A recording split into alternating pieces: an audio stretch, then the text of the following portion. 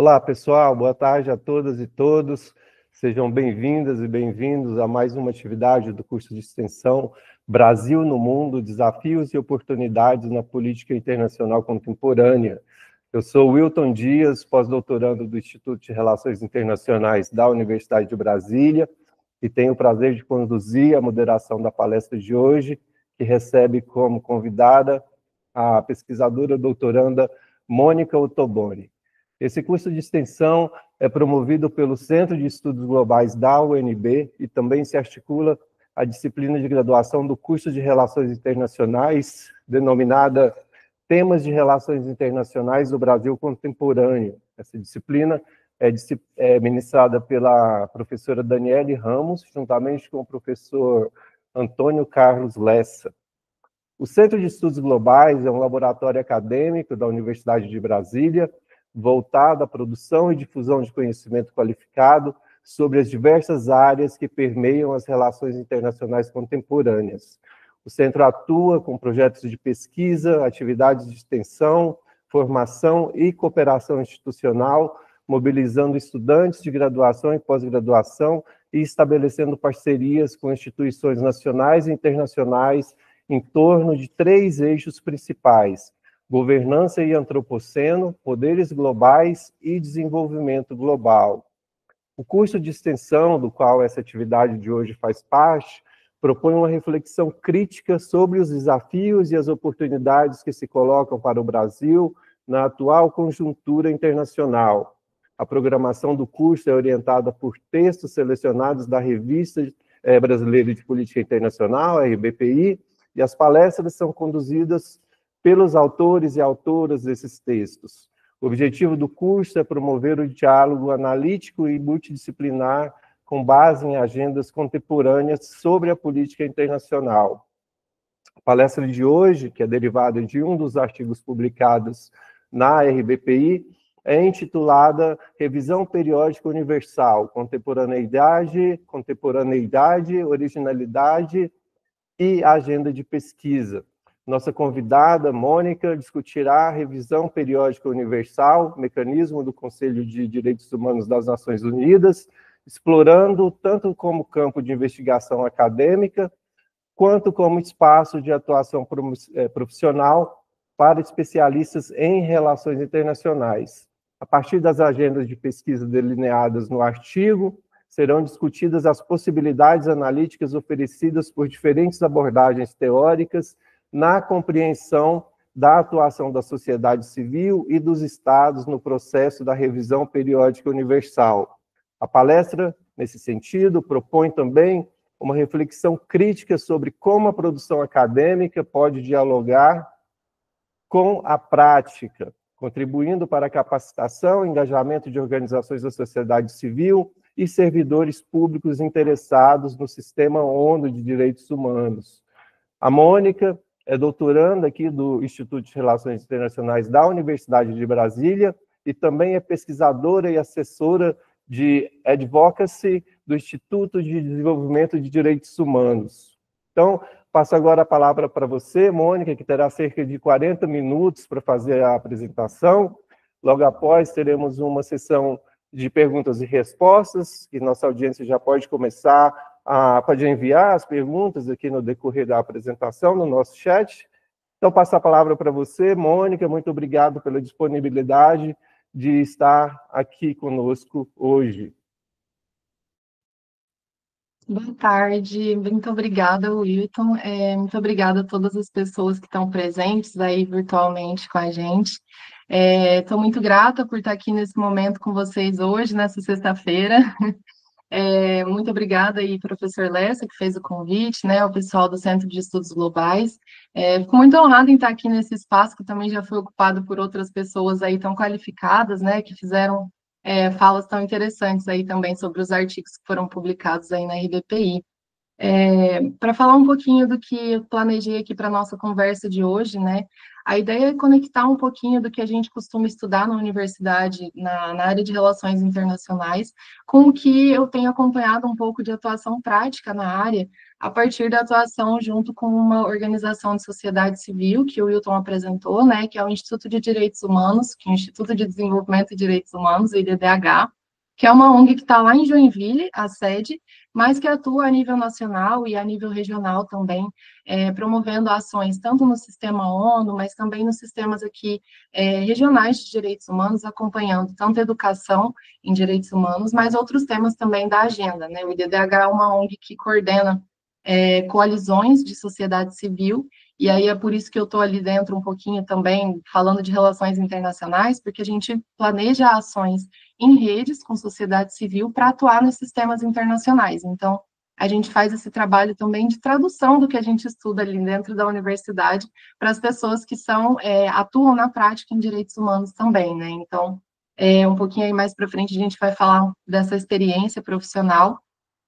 E para começar, eu vou pedir para o Lucas compartilhar a tela. Eu acho que vocês ainda não devem estar vendo os slides.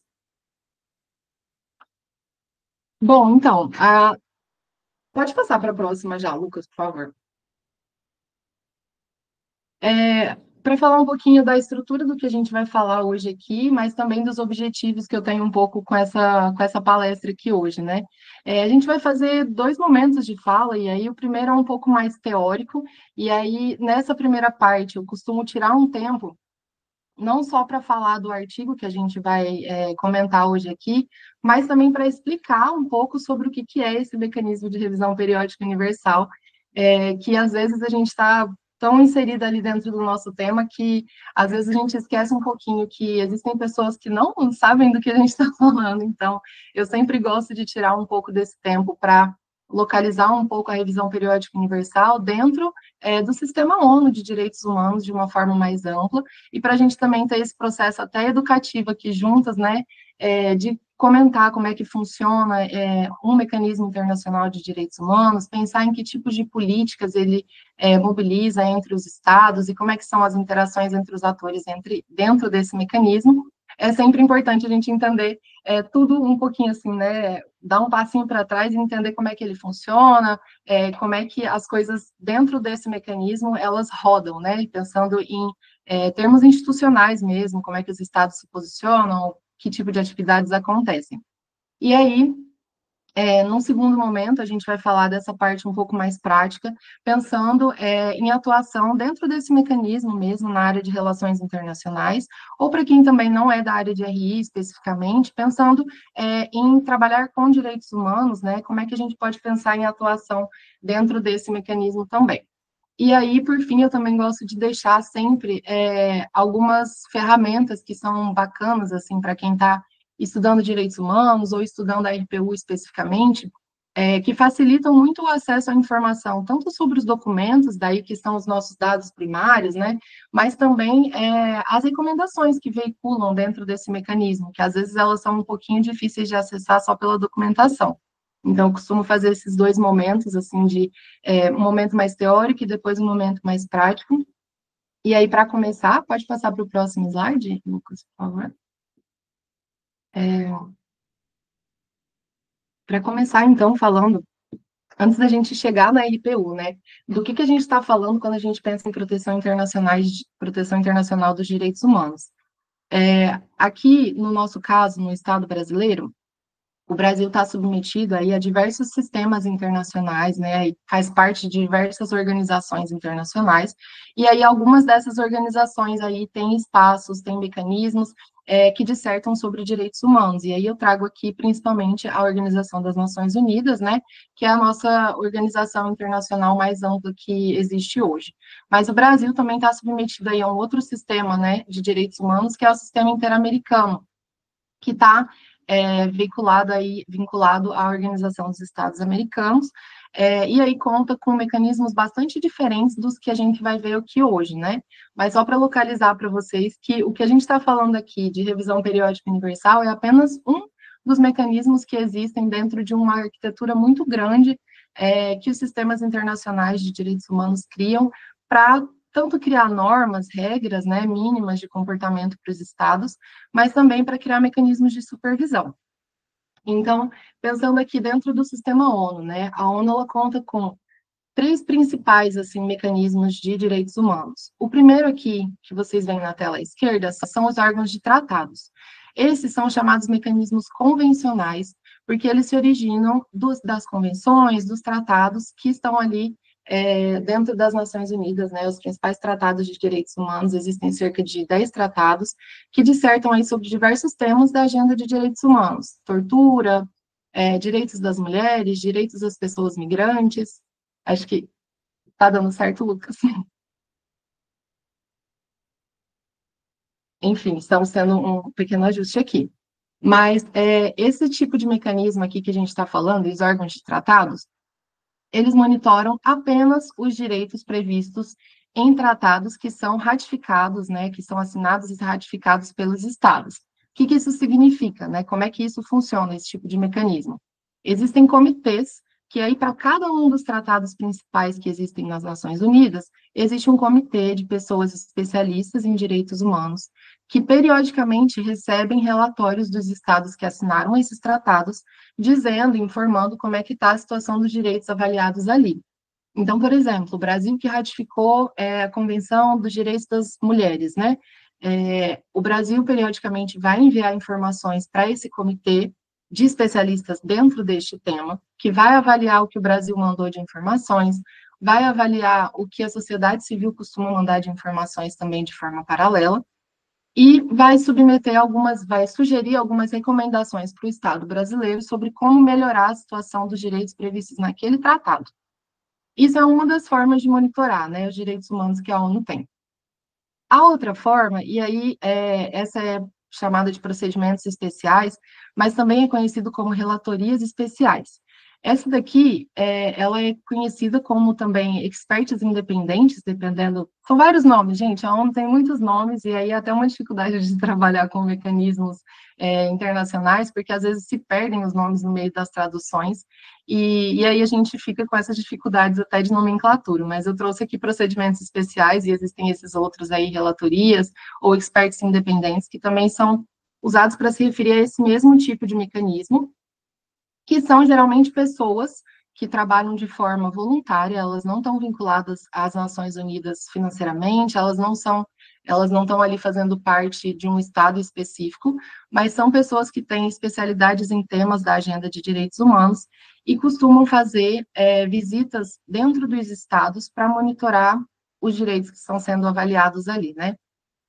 A ONU hoje conta com cerca de 44 relatorias especiais, e aí eu tenho que atualizar esse número, talvez, mas acho que até novembro de 2024 eram 44 relatorias especiais, e aí cada uma delas atua em um tema específico, por exemplo, combate ao racismo, ou então questões, eu falei do tratado, né, de específico de temas de mulheres, mas a gente também tem, por exemplo, uma relatoria especial que trabalha esse tema. E aí, diferente desses comitês que recebem os relatórios e emitem recomendações, essas pessoas expertas, né, visitam os países quando o Estado aprova esse convite, tem todo um processo formal para isso acontecer. E aí, essas pessoas, no final da visita, emitem também recomendações que saem cerca de um ano depois da visita e são aprovadas ali no âmbito do Conselho de Direitos Humanos, para o Estado melhorar a situação daquele direito específico que estava sendo monitorado ali. E aí eu digo isso muito para contextualizar a LPU como um mecanismo diferente e bastante diferente desses outros que existiam anteriormente. Tanto os órgãos de tratado quanto os procedimentos especiais, eles vêm de um contexto muito anterior à LPU. Eles fazem parte já do quadro, né, de que a ONU conta de direitos humanos, de mecanismos de direitos humanos da ONU, desde lá as décadas de 40, quando a organização foi criada. Então, antes, né, da revisão periódica universal surgir, existia dentro da ONU um outro órgão, que era um órgão principal de direitos humanos, que era a comissão, e essa comissão ela vinha passando ali na década de 2000 por várias críticas em questões de seletividade, na forma como avaliava a situação de direitos humanos nos países. E aí a ONU começou um processo, né, não só por conta dessas críticas, mas por todo um processo mais institucional que vinha sendo vinha sendo encaminhado dentro da organização para revisar as formas como ela olhava para os direitos humanos nos países membros, e aí a revisão periódica universal surge um pouco nesse contexto, e de reforma desse organismo antigo que existia, da criação de um novo Conselho de Direitos Humanos, que é o que existe hoje, né, no lugar da comissão antiga, e aí foi criado esse mecanismo que tinha um propósito de agir diferente desses outros que estavam postos aqui. Então, quais são algumas das características da revisão periódica universal? Porque ela é diferente dos demais. Primeiro ponto é que aqui quem emite recomendações não são pessoas especialistas em direitos humanos, são os próprios estados, né? O corpo diplomático dos estados, são os ministérios de direitos humanos, de relações exteriores, que estão materializando recomendações em direitos humanos.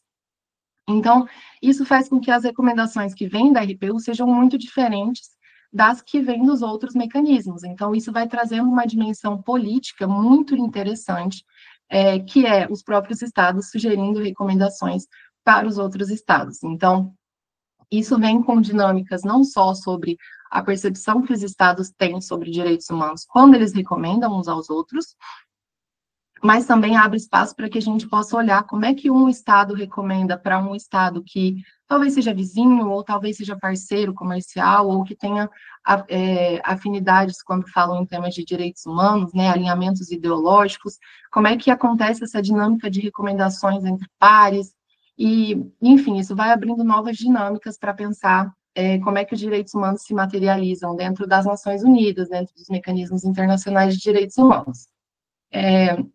Um outro aspecto que é diferente dentro da RPU, comparado a esses outros mecanismos, é que, lembra que lá nos órgãos de tratados eles monitoram apenas os tratados que foram ratificados?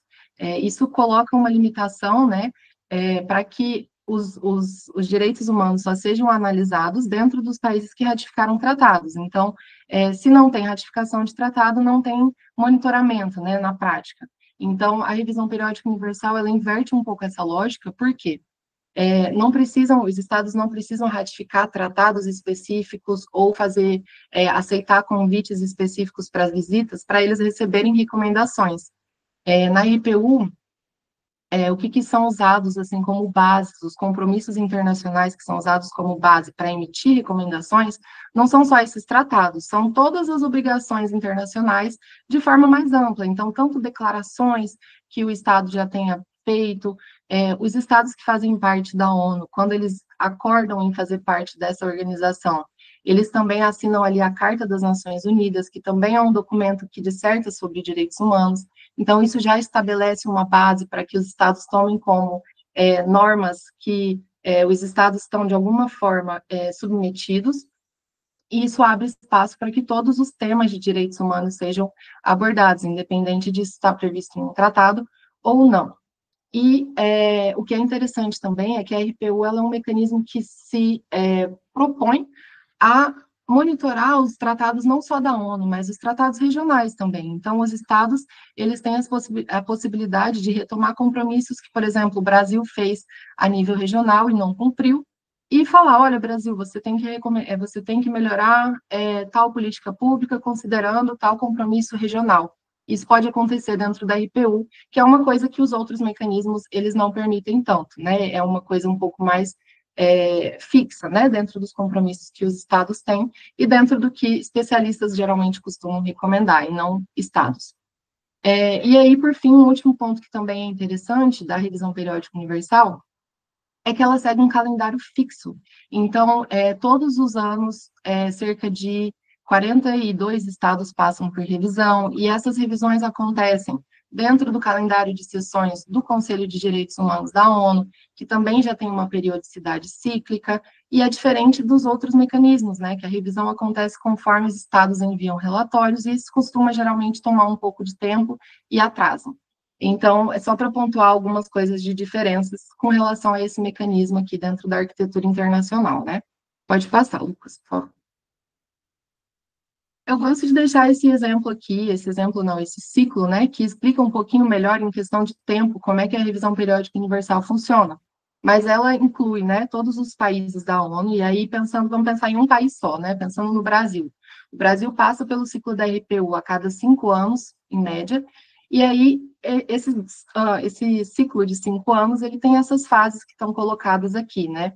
Um momento de preparação, que acontece dentro do Estado, em que o país prepara relatórios em consulta com a sociedade civil envia seus próprios relatórios, e aqui a gente está falando tanto de pessoas defensoras de direitos humanos, mas também institutos de pesquisa, ONGs, coalizões, e aí a gente tem também uma outra fonte de informação, que são os relatórios da própria ONU, dos outros mecanismos que a gente colocou aqui no slide anterior. Tudo isso gera um monte de documentos que, para a gente, enquanto pesquisadoras e pesquisadores, também é muito interessante, e que não acontece naqueles outros mecanismos, que a gente aqui começa a ter informações sobre direitos humanos em todos os Estados-membros da ONU.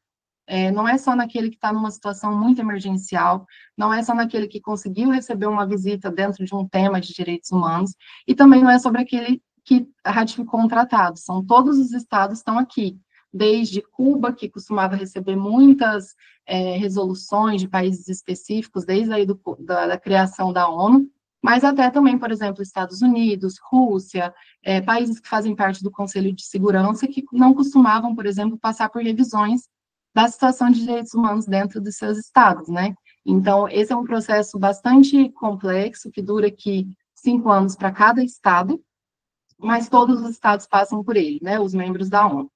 E aí, depois desse processo de preparação de documentação, os estados passam por uma sessão lá em Genebra, no Conselho, em que eles recebem as recomendações dos seus parceiros, e aí depois, né, de cerca de 3 a 6 meses, que é o período até a próxima sessão da ONU, do Conselho de Direitos Humanos, o país que passou pela revisão vai se posicionar, dizendo se aceita ou não as recomendações recebidas. E aí entra no momento de implementação, né, do ciclo, que é a etapa doméstica, né? Então, o Estado vai lá para a ONU, recebe essas recomendações e volta com a missão de implementá-las.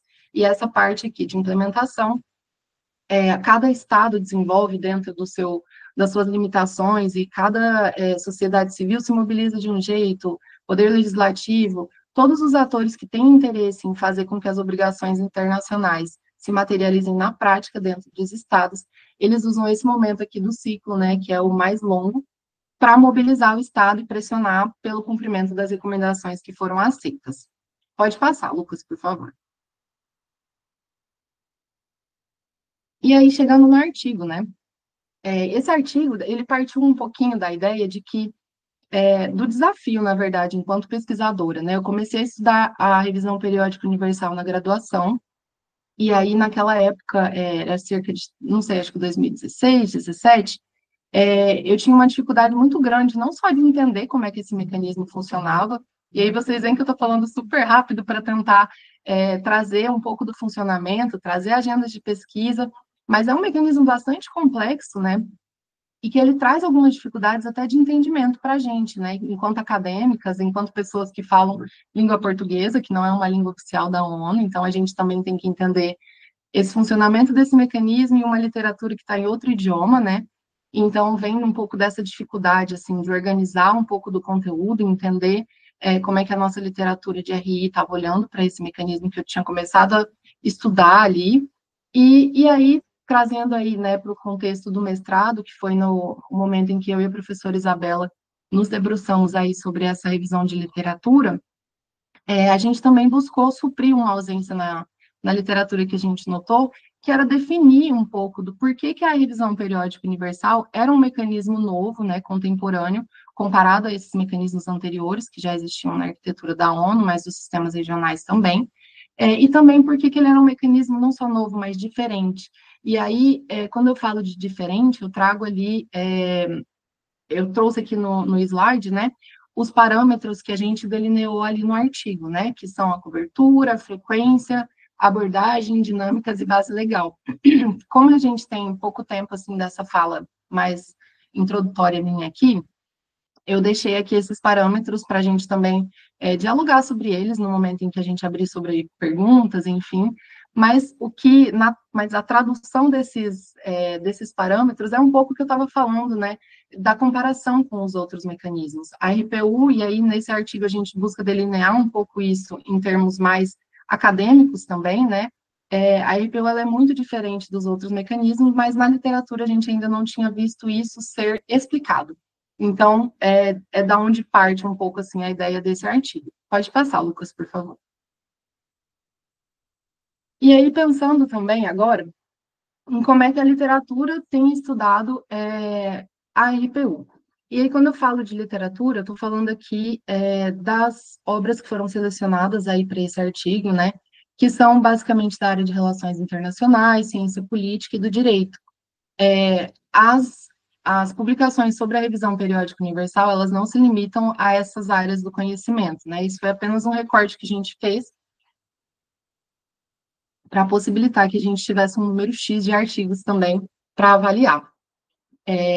Mas aqui eu queria trazer um pouquinho não só sobre o que a gente fez, o que a gente organizou nessa revisão de literatura, mas eu queria trazer mais, né, como contribuição assim para quem não estuda RPU também, um pouco do como que a gente fez esse exercício de construção dessa revisão de literatura, né?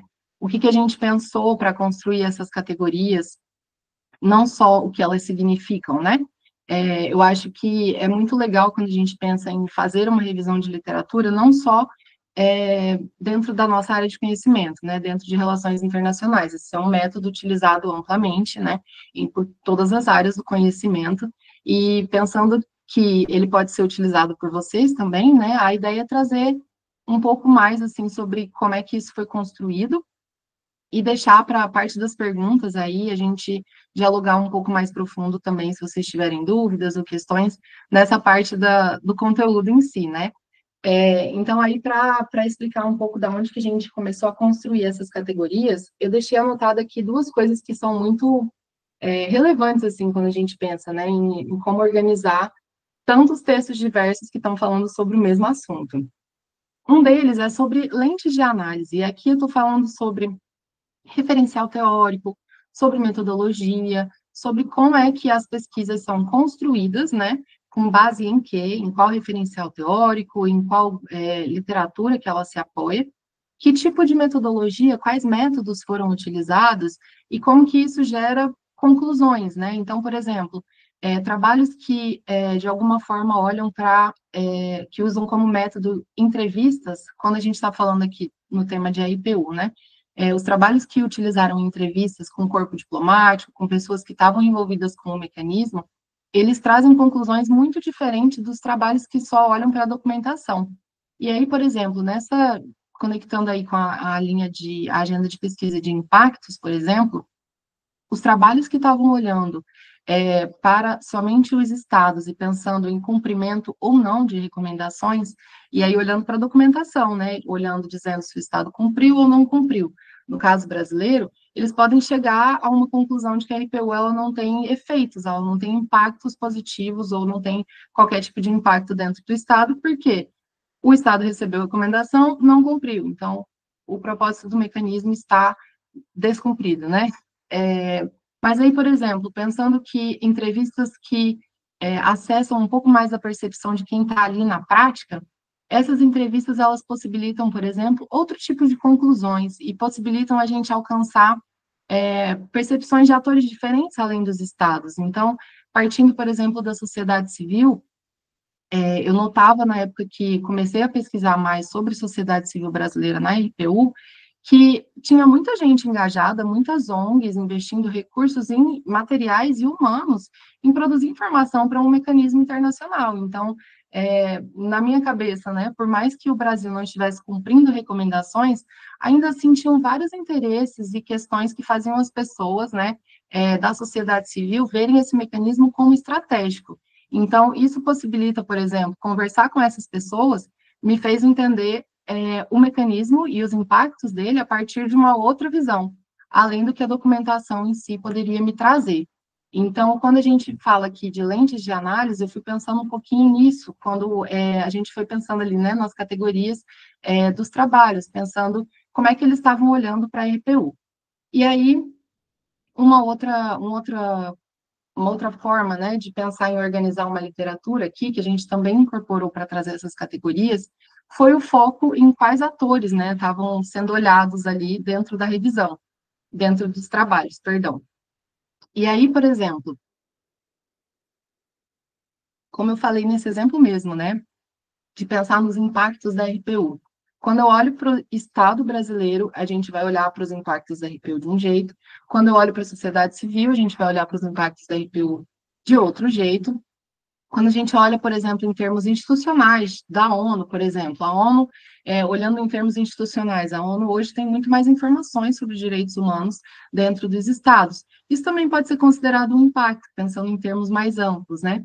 Então, a depender do foco que a gente der, nos atores que a gente estiver olhando, principalmente em relações internacionais, a gente entende que dá para pensar em organizar uma literatura de acordo com esses focos, né? É óbvio que tem aí várias outras possibilidades que a gente pode pensar, tanto em temas de direitos humanos, mas em outros temas da agenda de RI, mas o que a gente propôs aqui foi um pouco pensando e trazendo um pouco essas duas lentes aí que vinham já sendo utilizadas quando a gente começou a olhar para esses artigos, né? Então, essas categorias, elas consolidam um pouco da ideia que a gente teve de dividir a literatura em o que estava sendo pensado em termos de impactos na revisão periódica universal, ou seja, nos efeitos desse mecanismo nos territórios, né, também, mas, e a segunda linha, pensando em comparações, não só com aqueles outros mecanismos que a gente viu, mas também com mecanismos que também são de revisão dos pares, então, que os próprios estados recomendam uns aos outros.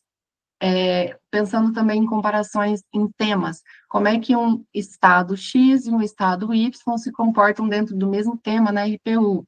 Isso também são estudos que a gente foi identificando que poderiam ser colocados ali juntos, pensando em comparações e boas práticas. E aí, por fim, a última categoria aí, que são as políticas institucionais, a gente está falando aqui sobre as dinâmicas de interação, tanto entre os estados, né, e aí entra um pouco daquela lógica que eu falei de como é que eles recomendam uns aos outros, como é que eles aceitam recomendações, mas também alguns estudos de caso, que daí visam olhar com um pouco mais de profundidade como é que um estado específico se posiciona, ou como é que ele atua dentro desse mecanismo.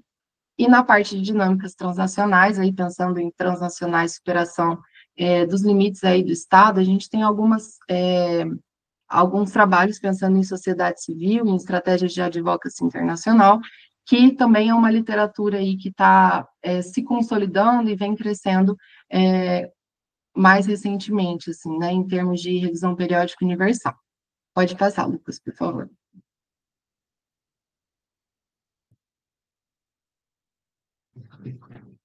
Aqui não passou.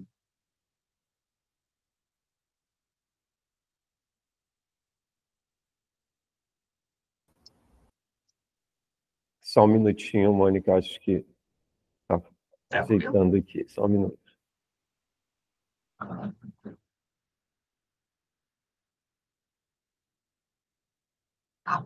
Então, aí, eu queria só trazer algumas coisas, assim, que eu costumo...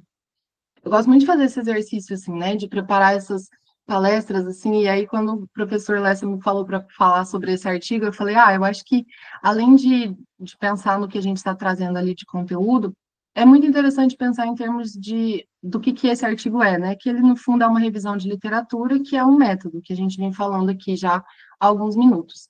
Mas eu queria deixar aqui pontuado também as potencialidades do uso desse método, né? Para além do que a gente conseguiu entender sobre a RPU, em específico, fazendo essa revisão, a gente também pode entender sobre outros objetos de pesquisa, né? Então, esse é um dos primeiros pontos, assim, né, de potencialidade do uso desse método. Aprender sobre o nosso objeto. A revisão periódica universal, como eu falei, né, foi um mecanismo que eu agora tem alguns anos já, assim, que eu trabalho e estudo, então hoje eu entendo um pouco melhor como funciona, mas quando comecei a estudar, eu tinha muita dificuldade de entender o funcionamento, entender as fases do ciclo, e através da leitura dos artigos acadêmicos, às vezes foi muito mais simples para mim de entender do que tentar chegar lá na documentação da ONU e ler como é que funcionava, em outro idioma também, né? Artigos a gente também costuma ter acesso apenas em inglês, infelizmente, dentro dessa literatura de RPU. Mas é uma coisa que também ajuda a gente, né? Ler outros trabalhos ajuda a gente a entender o nosso próprio objeto. E aí, um outro ponto, assim, que é extremamente benéfico, né? Quando a gente compreende com mais profundidade como é que a literatura analisa o nosso tema, isso possibilita que a gente consiga se posicionar melhor, Então, por exemplo, hoje eu entendo melhor como é que eu posso olhar para a revisão periódica universal através dessa revisão, e também consigo inserir um pouco melhor dentro dessas linhas e agendas ali que a gente vai delineando de pesquisa. Então, por exemplo, se eu tenho muito interesse em estudar a questão de direitos humanos no Brasil, e não sei, talvez um outro país que eu tenha alguma afeição, eu posso utilizar esse método, né, de pensar de forma comparada dentro da revisão periódica universal, e aí eu busco outros artigos que também fazem esse tipo de exercício, para pensar em como é que eu vou fazer o meu exercício, o que eu quero fazer diferente das pessoas que também fazem isso. Então, esse é um exercício de dialogar com a área, que é muito importante, e conhecer a literatura é essencial para que a gente consiga fazer isso. Um outro ponto é de identificar as lacunas, né? Então, sempre que a gente faz um trabalho acadêmico, é extremamente importante que a gente justifique aquele trabalho, né? Porque a gente sabe que nas nossas áreas de conhecimento, independente de quais forem, sempre tem muita gente que produziu antes da gente. Então, é importante que a gente consiga falar, olha, ninguém produziu sobre isso, então eu vou falar sobre isso. É muito importante e a gente consegue fazer isso através de uma revisão de literatura. E, por fim, também aí, pensando em metodologia, né, aprimorar o nosso desenho de pesquisa. Então, muitas vezes a gente não está... É difícil, às vezes, quando a gente quer colocar no papel a nossa pergunta de pesquisa, ou a nossa hipótese, ou então construir uma argumentação mais concisa. E, através dessa revisão de literatura, a gente também consegue ver como é que as pessoas constroem os seus argumentos, como é que elas constroem as pesquisas, as perguntas de pesquisa, e isso tudo também inspira a gente a voltar para o nosso tema de uma forma diferente. E aí, na parte de relações internacionais e direitos humanos, e aí já conectando um pouquinho com a nossa próxima parte, né, que é da atuação prática, tem algumas coisas que também são benéficas desse tipo de exercício acadêmico, né? O primeiro que eu coloquei aqui é pensar sobre diferentes perspectivas dos atores que estão engajados nos mecanismos internacionais. Então, aqui no caso da revisão periódica universal, por exemplo, é possível para nós aqui no Brasil estudar como é que o Estado brasileiro recomenda ou recebe recomendações, ou como é que o Estado brasileiro implementa recomendações da IPU. É também possível para nós pensarmos em como é que a sociedade civil brasileira atua na IPU. Então, existem coalizões de ONGs brasileiras que atuam nesse mecanismo? Sim ou não? É uma é uma atuação mais individualizada das ONGs? Como é que essa atuação acontece? Em termos de organização internacional, né? Pensando, por exemplo, na proximidade, talvez, de órgãos públicos que tenham hoje um pouco mais de conhecimento sobre como funciona, né, o sistema internacional de direitos humanos, pela proximidade agora de atuação no sistema da RPU. Isso é uma das formas de pensar, por exemplo, como é que a ONU, de alguma forma, né, as normas internacionais vão se entrando aqui dentro do país e se difundindo nas estruturas estatais, que são as responsáveis por implementar os direitos humanos. Então, pensando nesses diferentes tipos de atores engajados no mecanismo, isso foi, na verdade, pensar nesses diferentes tipos de engajamento é possível porque, não só porque eu tive isso de ideia na minha cabeça, mas porque eu vi que as pessoas já fizeram. Então, a revisão também traz esse benefício, né, de poder pensar de diferentes ângulos sobre o mesmo assunto. Conhecer também como é que a academia observa essas interações de diferentes atores que estão ali, ou não. Então, por exemplo, olhar só para a sociedade civil ou só para estados, e não observar como é que eles dois interagem em termos de implementação de direitos humanos, de recomendações de direitos humanos emanadas da RPU. Isso é uma possibilidade diferente, né, de olhar e que vai surgindo conforme você olha para a literatura e pensa, essas pessoas fizeram assim, essas assado, mas é possível fazer uma forma que misture um pouco das duas.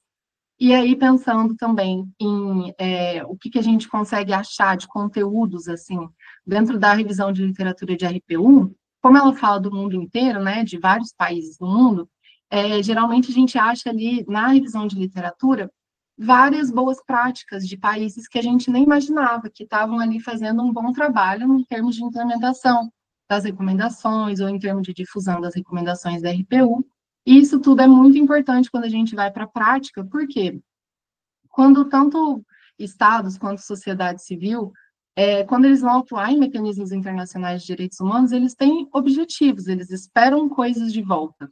né? Então, por exemplo, o Estado, às vezes, vai fazer um relatório internacional para visibilizar algumas ações, para conduzir uma narrativa ali de que ele cumpriu uma política pública, por exemplo, cumpriu uma recomendação internacional com uma política pública. E aí a gente, olhando para a literatura, a gente consegue ver, por exemplo, quais estados têm feito coisas legais dentro da RPU, quais estados têm usado, por exemplo, o mecanismo de uma forma talvez um pouco perversa, narrando, é, trazendo narrativas de direitos humanos que não condizem com a prática. Então, tudo isso vai dando possibilidades também para a gente pensar em soluções de problemas que talvez a gente venha enfrentar, aí, dependendo do contexto de ação que a gente vai estar. E aí, tomando notas dessas boas experiências, né, em outros países, a gente consegue pensar em soluções e em aplicações para a nossa realidade. E aí, eu vou partir para o próximo slide, por favor.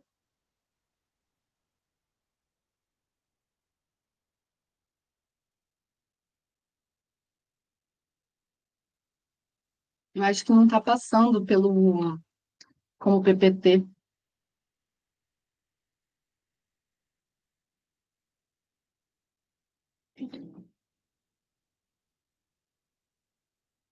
Só um momentinho, pessoal.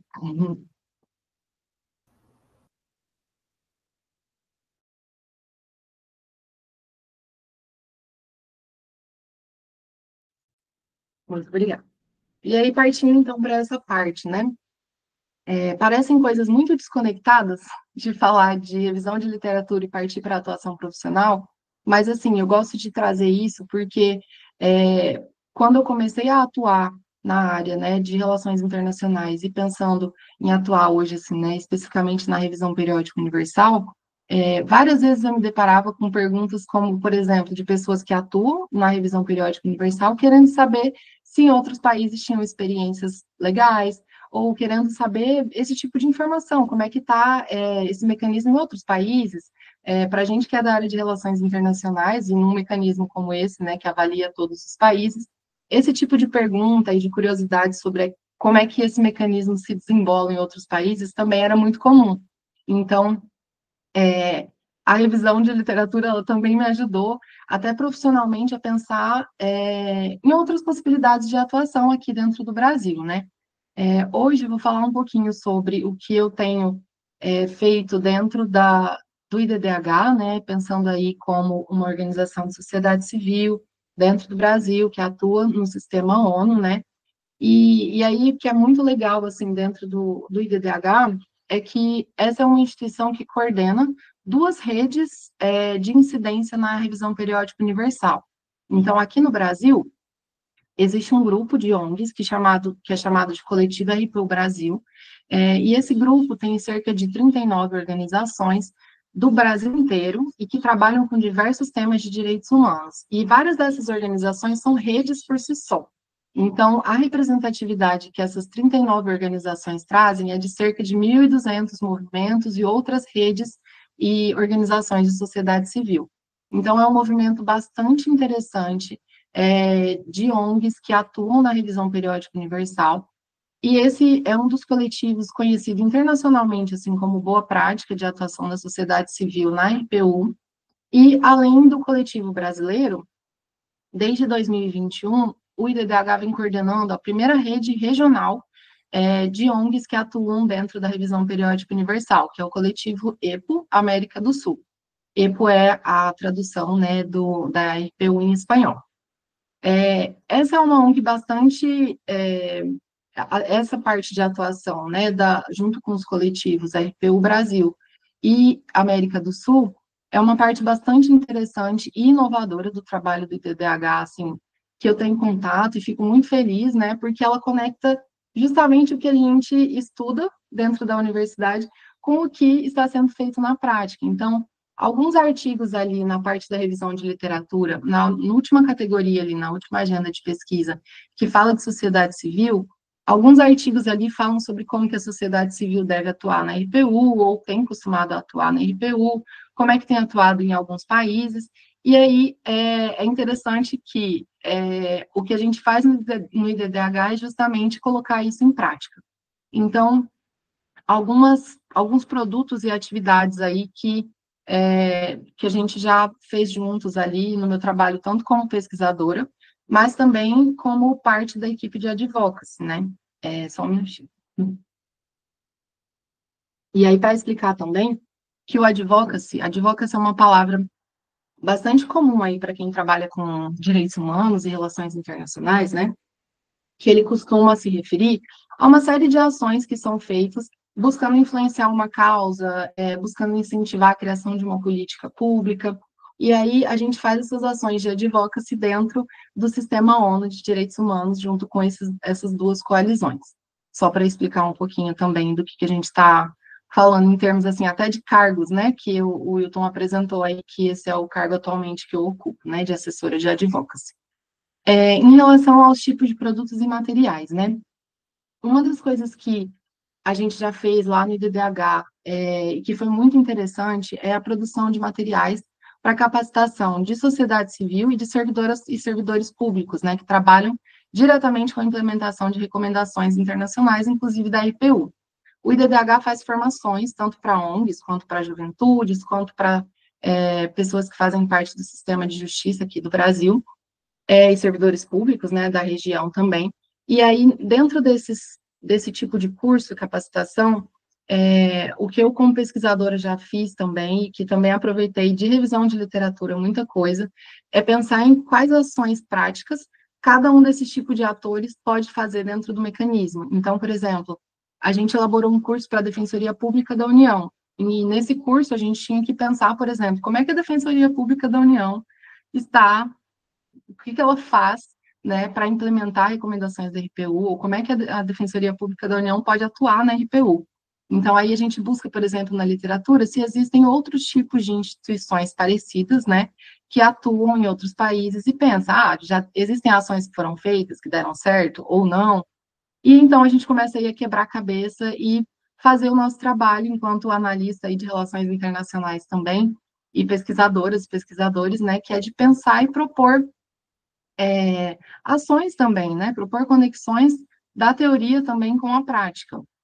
Uma segunda linha de ação aí que também é bastante interessante de trazer sobre a atuação na ONG é que o IDDH tem algumas ações de construção de acesso à informação, na verdade, né? E aí um dos projetos foi a criação de uma base de dados, que é um site que chama Plataforma Index DH Brasil, que traz recomendações que o Brasil já recebeu dentro do sistema ONU, naqueles 3 mecanismos internacionais, né, na IPU, nos órgãos de tratado e nos procedimentos especiais, organizadas em português, que não existe em outro lugar, dentro de categorias e temas de direitos humanos aí, e esse foi um projeto que, assim, a gente fez uma pesquisa documental muito grande para olhar o que o Brasil já tinha recebido de direitos humanos, de recomendações de direitos humanos em todos esses mecanismos, e esse é um trabalho que nós, da academia, temos habilidade, temos capacidade de fazer, então é uma forma de conectar também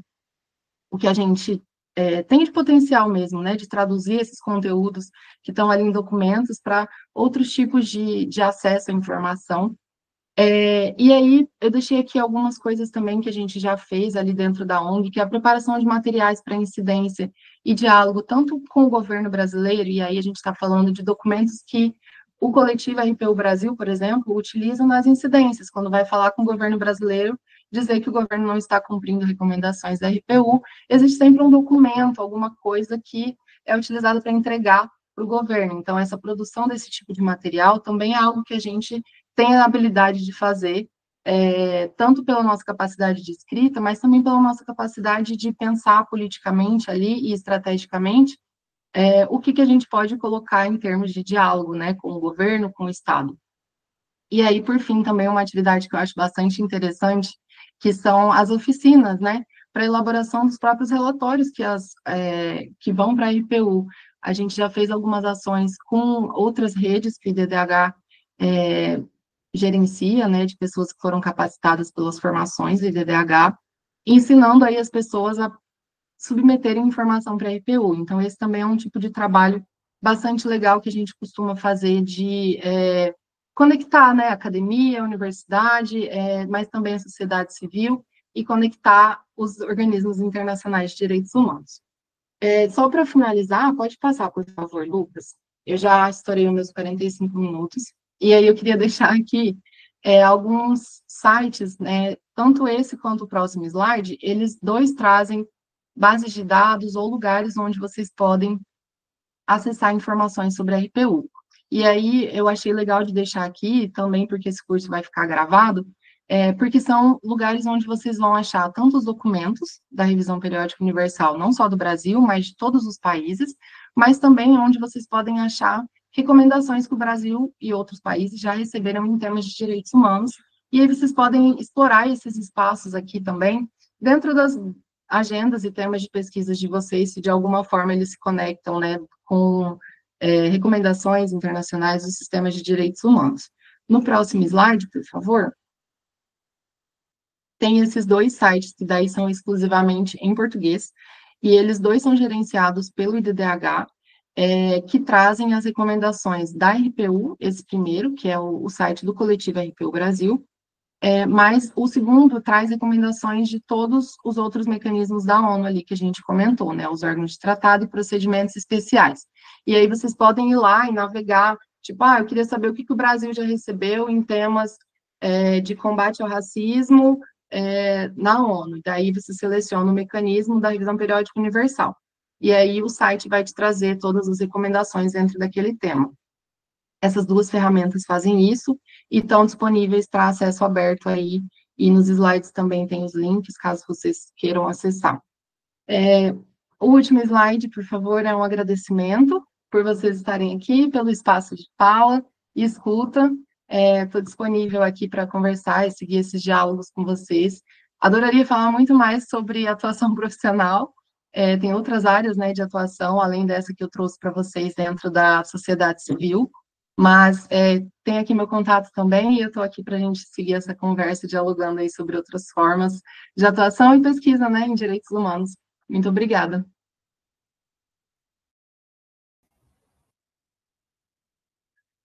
Olá, Mônica, muito obrigado pela excelente apresentação. Então, agora a gente vai para a nossa sessão de perguntas e respostas. Para começar, eu gostaria de fazer uma pergunta para você.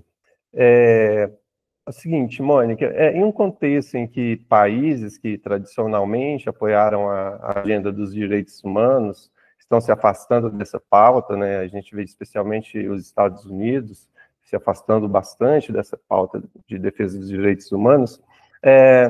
Como você pensa que o RPU tende a perder eficácia ou ele ganha força como um mecanismo de avaliação? Obrigada. Eu posso responder essa? Sim, por favor, responde essa e aí a gente passa para as perguntas da audiência. Pode ser sim? Sim, eu acho que tanto a partir da minha perspectiva individual, assim, né, como uma pessoa bastante otimista, mas também pela perspectiva da participação em ações junto com a sociedade civil, o que eu noto é que esses mecanismos internacionais, e a IPU inclusa, né, eles cumprem uma função de oferecer ferramentas, oferecer oportunidades para dialogar sobre direitos humanos. Eles não vão resolver a situação dos direitos humanos, principalmente em contextos em que a gente está observando, né, como você trouxe, por exemplo, o exemplo dos Estados Unidos, mas que a gente também vivenciou aqui no Brasil há pouco tempo com o governo anterior, que foi um momento em que a pauta dos direitos humanos, ela estava muito em alta, mas com um discurso muito distorcido, né, sobre o que são direitos humanos, sobre como esses direitos devem ou não ser protegidos. E nesse contexto aqui do caso brasileiro, por exemplo, a Revisão Periódica Universal, ela ofereceu um contexto para as ONGs brasileiras se unirem para gerar informação no contexto do governo Bolsonaro. E aí, isso foi um processo bastante interessante e que fortaleceu também a própria formação do coletivo RPU Brasil, enquanto coalizão que tinha interesse em denunciar o Estado, mas também em ter ferramentas para chegar aqui no Brasil e falar as coisas estão sendo descumpridas, né? Ou então o país não está cumprindo com os compromissos que assumiu. E aí entram as recomendações da RPU. Então, aqui no nosso caso, apesar daquele contexto ser bastante adverso, o que a gente pôde observar no mecanismo foi um aumento da participação da sociedade civil, e aí uma participação muito qualificada, porque para contradizer o que o governo vinha dizendo, tanto lá na IPU, mas aqui no país, as ONGs fizeram um trabalho muito bem feito de geração de informação, de referência a relatórios, de referência a políticas públicas que não existia antes. Então, existem esses dois lados, né? Tanto o Estado não se engajar é um lado, né? Isso acontece, é comum em diversos contextos que a gente enfrenta internos, né? Mas existe um outro lado que é de fortalecimento de instrumentos mesmo internacionais, ferramentas, para que dentro dos países existam atores que de alguma forma mobilizem isso para resistir a retrocessos, né? Então, para trazer um pouco assim da perspectiva aqui do Brasil, é um pouco como eu leio, sabe? Mas é uma pergunta que é muito interessante, porque com certeza em outros países as pessoas responderiam de uma forma totalmente diferente, né? Mas aqui foi um pouco de como a gente observou, assim. Muito legal, Mônica. Temos algumas perguntas da nossa audiência. Você prefere responder em blocos ou uma a uma? Pode ser em blocos, vamos tentar em blocos. Tá, vamos de duas em duas, então. A primeira é que mecanismos alternativos organizações da sociedade civil, especialmente aquelas de menor reputação ou expressão internacional, podem empregar para influenciar os resultados da RPU? E a segunda, qual a efetividade da RPU para lidar com crises humanitárias como a atual no conflito de Gaza, no conflito em Gaza?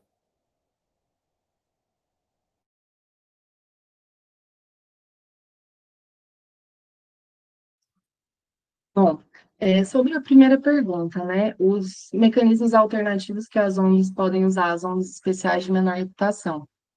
Para influenciar na IPU.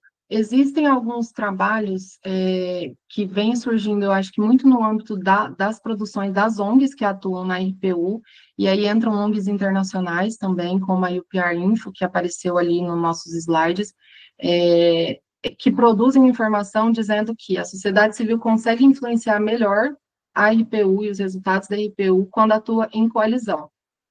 Porque existem dentro, por exemplo, para as ONGs submeterem informação para a RPU, elas vão enviar relatórios individualmente. O Acnud, que é o órgão da ONU, que vai fazer um trabalho de secretariado ali dentro da revisão periódica universal, de sumarizar tudo que a sociedade civil enviar e fazer um documento de apenas 10 páginas com essas informações, eles têm alguns critérios que não são bem definidos sobre como que essas informações vão chegar nesse relatório.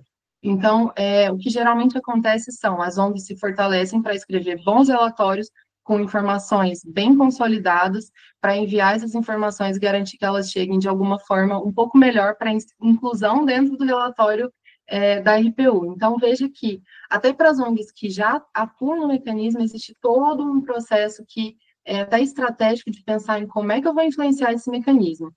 Agora, pensando nas ONGs menores, que não tem status consultivo na ONU, por exemplo, que também traz alguns empecilhos para fazer intervenções orais, para submeter informações. Essas ONGs elas vão ter um pouco mais de dificuldade para chegar, para fazer uma intervenção oral. Então, e às vezes até falta de contato com as pessoas que são realmente atuantes no mecanismo. Então, não tem um contato, por exemplo, específico de alguém do corpo diplomático ou da representação em Genebra do Brasil que vai estar lá, ou que vai emitir recomendação ou aceitar. Então, o que geralmente tem sido feito pelas ONGs que são menores é utilizar essa experiência coletiva, atuar junto, ou atuar, por exemplo, enviando informações junto com ONGs que já atuam, que já enviam informações para a RPU, ONGs que já têm status consultivo, e aí esse é um processo que se fortalece em coalizão, né? E aí o coletivo RPU Brasil que eu comentei, ele tem diversas ONGs que são tanto mais antigas e atuantes na área de direitos humanos internacionalmente, mas também tem ONGs que começaram a atuar nesse tema há pouco tempo. Então, esse processo de troca e atuação coletiva é uma das principais, assim, formas, eu acredito, de fortalecer, sabe? De potencializar a influência no mecanismo. Sobre a segunda pergunta, sobre a efetividade da RPU para lidar com situações emergenciais. Eu venho pensando nisso muito no desenvolvimento, assim, da tese também, pensando nos limites que esse mecanismo tem. e eu acredito que lidar com situações emergenciais seja uma limitação da RPU, porque veja que o ciclo de 5 anos, né, ele vai funcionar de uma forma a emitir uma recomendação, e aí nesse período não tem um acompanhamento muito específico dentro do mecanismo para essa implementação dentro do país. Então, em uma situação emergencial, em que a gente precisa ou espera que aquela recomendação seja cumprida, o mecanismo ele proporciona poucas ferramentas para você olhar para ele e ver se está sendo implementado, né? Então, em termos de efetividade, eu diria que é muito baixo em situações emergenciais. Mas eu acho que o que é importante, assim, do mecanismo, em situações emergenciais, talvez ele seja importante para gerar um registro histórico, né? Porque se uma situação emergencial foi denunciada, por exemplo, num ciclo da RPU e ela continua sendo denunciada no outro ciclo, 5 anos depois, isso também gera um dado sobre como é que aquele Estado segue violando direitos humanos. Então, apesar disso não influenciar na prática, isso gera uma informação que, por si só, gera um instrumento de pressão também, que olha, 5 anos já se passaram, a situação continua assim. Então, é nesse tipo de situação que eu digo que a RPU oferece ferramentas, né? Ela não vai oferecer soluções práticas. Perfeito, Mônica, muito obrigado. Então, mais duas perguntas, então. Como o funcionamento da revisão periódica universal interage com as múltiplas dinâmicas de poder que caracterizam as relações internacionais? E aqui, com essa, eu finalizo as perguntas da turma, né, que nos assiste agora no auditório do IREL, e passo para algumas perguntas da nossa audiência aqui no chat do YouTube. O Jean Lucas pergunta como a RPU pode ser reconfigurada para evitar que estados usem o mecanismo mais como estratégia diplomática do que como ferramenta efetiva de accountability, e qual o papel crítico da academia nesse sentido? Se você quiser responder as duas, fique à vontade. Tá bem. Eu vou para a primeira e talvez eu tenha que repetir a segunda, que eu não consegui anotar muito bem. Mas sobre o funcionamento da RPU e as dinâmicas de poder, né? Eu acredito que talvez a pergunta venha aí em dinâmicas de poder pensando em estados, né? Como é que dinâmicas de poder entre estados? E aí vou responder um pouco nessa linha. Existem poucos trabalhos ainda que olham para essas dinâmicas de como é que os estados recomendam, todos os estados recomendam na RPU. Nesse artigo aí que a gente traz, eu e a professora Isabela, a gente traz, eu acredito que apenas 2 artigos, que são de 2018 e 2021, que eles falam sobre como é que os estados recomendam uns aos outros e que tipo de dinâmicas geralmente estão por trás. Então, por exemplo, se um estado, como é que o Brasil recomenda para um país que é aliado político ou para um país que geralmente costuma ter eu vou pegar o exemplo dos Estados Unidos, que eu geralmente gosto de usar, mas, por exemplo, como é que os Estados Unidos recomenda para a Arábia Saudita, que é um país parceiro dos Estados Unidos, que é massivamente violador de direitos humanos também, assim como os Estados Unidos, mas como é que os Estados Unidos recomenda para a Arábia Saudita e para Israel, que também é uma situação extremamente problemática de relação, e como é que os Estados Unidos recomenda para Cuba, dentro da RPU, que são países em que são relações totalmente opostas, né, históricas, e aí, por exemplo, as recomendações para Cuba são extremamente incisivas, enquanto as recomendações para a Arábia Saudita e Israel são extremamente brandas. Então, dentro da RPU, a gente consegue ver essas dinâmicas de poder e de relação, de como é que os países se enxergam e recomendam aos outros, e como é que eles se posicionam também das recomendações que chegam para eles, né? Como é que, por exemplo, uma recomendação parecida, uma recomendação de texto muito parecida, por exemplo, que chega para os Estados Unidos, vinda de Cuba, e uma que venha da França, elas são aceitas ou rejeitadas de acordo um pouco com essa dinâmica de poder também que existe. Olha, aqui eu não vou aceitar uma recomendação de Cuba, por mais que a da França eu tenha aceitado. Então, existem essas dinâmicas que ainda são pouco analisadas pela literatura, e aí tem esses 2 trabalhos, que é de Terman e Volten, de 2018, e Berger, Talek, e eu esqueci, Kovac, de 2021, que analisam um pouco, assim, essas dinâmicas, mas ainda não utilizando a categoria de poder. E aí, sobre a última pergunta, como a RPU pode ser reconfigurada para evitar que os estados usem o mecanismo como estratégia diplomática? ao invés, né, de ferramenta efetiva de accountability. Eu acho que aqui são duas perguntas, né? Essa primeira, eu acredito que esse também não seja o propósito, assim, do mecanismo, né? Pensando em reconfigurar o mecanismo para que ele seja menos político. Eu acho que a RPU, ela tem um lado político que é inerente e inescapável, porque quando ela foi criada, foi naquele contexto, por exemplo, né, que eu comentei com vocês, em que a ONU passava por uma crise até de reputação em temas de direitos humanos. Então, não tinha credibilidade para falar de direitos humanos. E aí os estados não estavam se engajando com os mecanismos. E uma das formas de fazer com que os estados engajassem é que eles mesmos tivessem a voz para dizer e recomendar uns aos outros, e não os especialistas, porque quando a gente fala isso para os estados, eles dão existe uma resistência diferente. Então, eu acho que essa reconfiguração do mecanismo para que ele seja menos diplomático foge um pouco assim do propósito dele, e eu acho que os atores que estão atuando na RPU, tanto estados quanto sociedade civil, têm aprendido a usar essa linguagem diplomática para utilizar as recomendações melhor. Então, a sociedade civil tem usado uma linguagem mais diplomática que não tinha antes para falar com os estados, para incidir por recomendações. Então, por exemplo, o coletivo RPU Brasil faz reuniões com embaixadas aqui no Brasil e fala para essas embaixadas o que o coletivo espera que elas, os seus estados, recomendem para o Brasil. Então, o coletivo vai também se apropriando, as organizações vão se apropriando dessa linguagem diplomática para conseguir usar o mecanismo. Então, hoje eu acho que isso já faz parte da característica dele e não, talvez não seja não esteja no radar, assim, dos estados, sabe? Discutir sobre isso, porque acho que foi um ponto bastante batido, assim, de discussão, sabe? Que deu muita discussão na época da criação da RPU.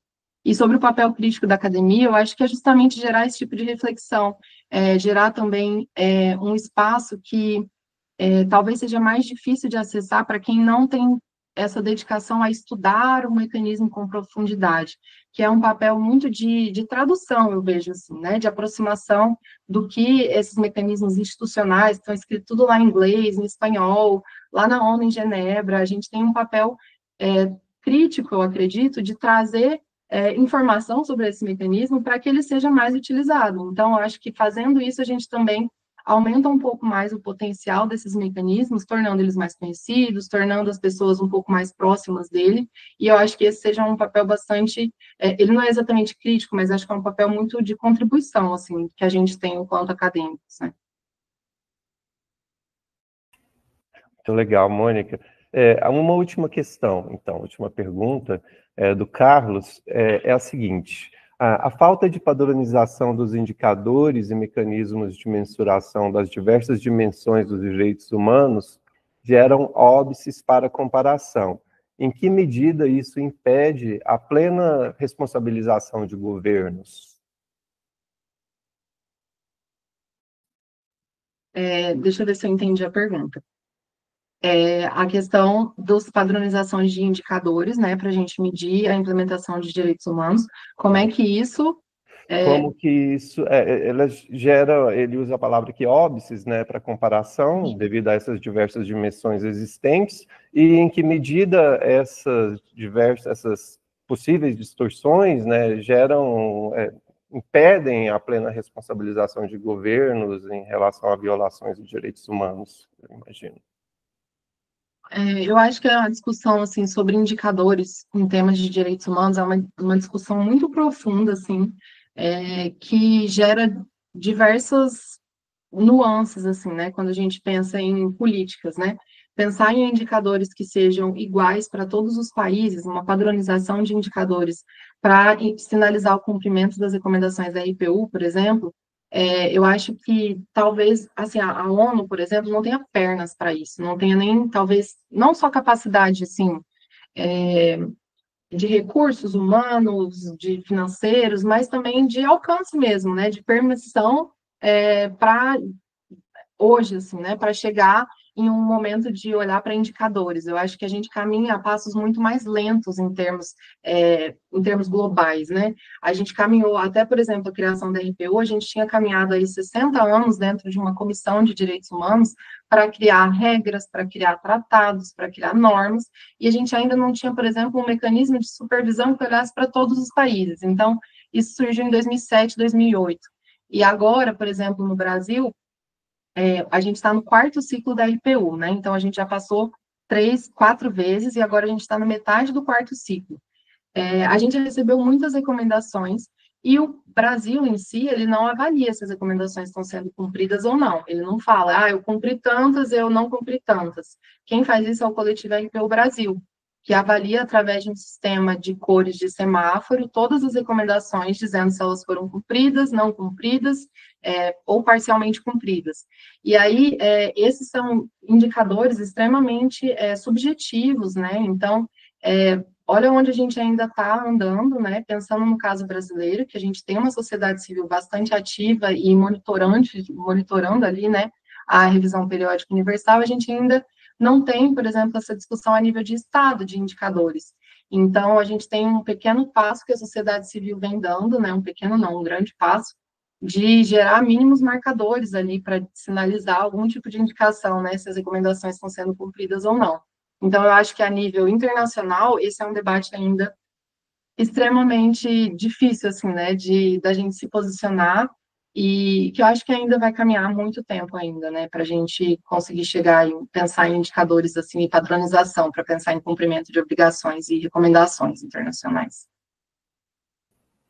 Perfeito, Mônica. Nós recebemos uma última pergunta, vamos abrir, ainda temos um pouquinho de tempo, vamos, então, a essa pergunta para finalizar. A pergunta da Helena, ela faz o seguinte, acredita que os mecanismos de pesquisa e atuação da RPU estariam ameaçados, de alguma maneira, pela decadência do multilateralismo e o enfraquecimento das instituições liberais, em destaque para a ONU?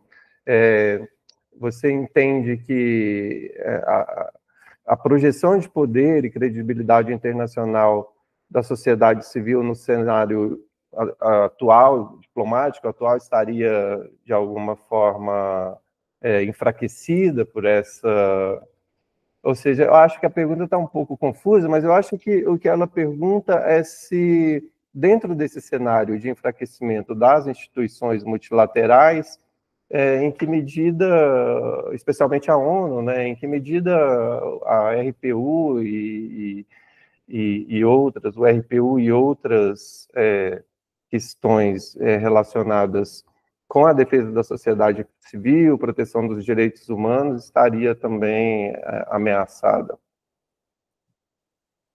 Bom, eu acho que em termos das Nações Unidas, né, existe uma crise muito profunda, assim, né, que está acontecendo, não só do multilateralismo, mas até de financiamento. A gente está finalizando agora, finalizou, né, na última semana, a sessão mais recente do Conselho de Direitos Humanos, e essa sessão, ela foi uma das sessões mais curtas, que o Conselho já fez. Teve uma redução de uma semana aí no período das sessões, que geralmente dura 4 semanas, é, o que já significa aí, né, uma indisposição do próprio sistema em custear essa semana extra aí de sessão. Isso prejudicou de diversas formas a participação social também, por exemplo. Lá dentro do DDH a gente acompanha como é que a sociedade civil participa dentro das sessões do Conselho, e aí, nessa última sessão, a participação brasileira foi extremamente baixa, porque não teve espaço de participação, foram poucas organizações que puderam falar, e também isso vai impactando de forma geral no funcionamento do sistema, né? Então, se não tem participação social, que tipo de legitimidade também a gente vai garantir nesses espaços, né, para falar de direitos humanos sem participação social? Então, eu acho que, de toda forma, eu acho que vai impactando em diferentes níveis, assim, tanto nesse nível orçamentário, mas aí vai impactando também num nível mais amplo de análise, assim, de como é que tem sido a participação social, como é que tem sido o próprio funcionamento do sistema, se o sistema não tem dinheiro para custear uma sessão presencial. Então, eu acho que agora, atualmente, eu não, dentro da IPU, né, eu não acompanhei muito especificamente como é que essa crise financeira impactou, mas eu tenho certeza que impacta. em termos de crise de reputação, eu acho que gera uma dificuldade extra de engajar os estados e qualquer atores, né, com esse mecanismo, e aí isso vem com uma dificuldade que é, antes da gente falar para as pessoas atuarem na RPU, a gente ainda tem que justificar o porquê que ainda vale a pena atuar no sistema internacional. Então, isso impõe uma dificuldade a mais, que eu acho que afasta as pessoas de atuarem no mecanismo. Então, isso eu também já considero uma forma, né, que essa crise, talvez, que a gente está falando aqui, influencia o próprio funcionamento do mecanismo. E aí, eu acho que tinha uma segunda parte essa pergunta, né, Wilton? Era um pouco sobre a influência na RPU, e aí, no final, talvez não me recorde. Sim, era mais sobre como isso, de certa forma, desampara a sociedade civil, né, em relação à Uhum. proteção aos direitos humanos. Eu acho que é isso, assim, essa dificuldade de justificar o porquê que é relevante, sabe? Por que é importante trazer as recomendações que o Brasil aceitou, por que é importante que o Estado implemente as recomendações, não só porque ele vai prestar contas no início do outro ciclo, mas porque é justamente o objetivo da gente ter recomendações, né? A gente ter essas ferramentas para pressionar o Estado. Então, espero ter respondido, talvez tenha ficado um pouco confusa nessa última, mas se tiver mais alguma também estou à disposição. Não, ficou ótimo. Eu acho que ficou bem claro.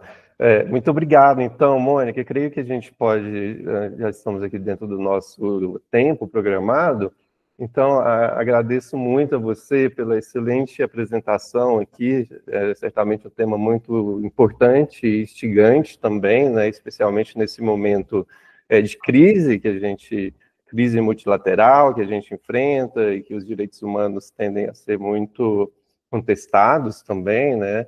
Como a gente disse, discutiu, mesmo por estados que tradicionalmente sempre estiveram do lado dessa agenda. Então, agradeço muito a você. Informo que essa atividade, que essa apresentação vai ficar gravada aqui no canal do Centro de Estudos Globais. E passo a palavra para você se despedir da nossa audiência e fazer suas considerações finais.